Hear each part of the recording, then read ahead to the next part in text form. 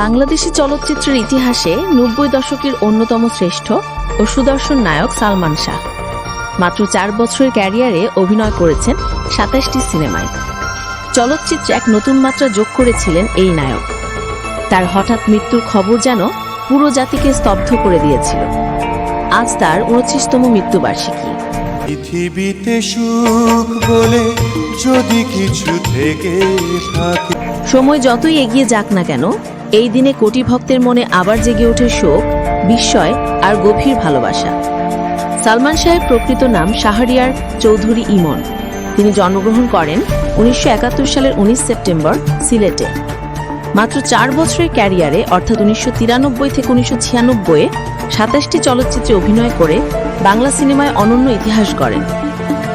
কেয়ামত থেকে কেয়ামত, তোমাকে চাই, স্বপ্নের ঠিকানা, অন্তরে অন্তরে, দেনমোহর, প্রিয়জন সহ একের পর এক হিট ছবি উপহার দিয়ে দর্শকের হৃদয়ে স্থায়ী আসন করে নেন তিনি।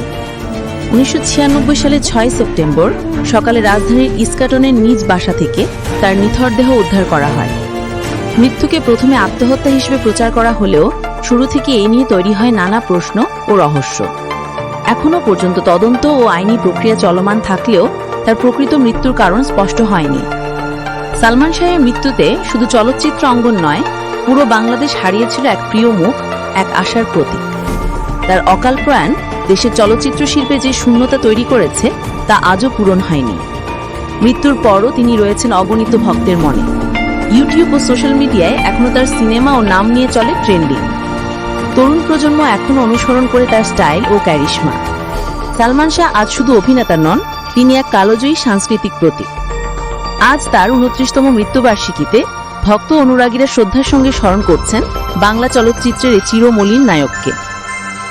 কোটি হৃদয়ের নায়ক সালমান শাহ বেঁচে আছেন তার কাজ ও দর্শকের ভালোবাসায়।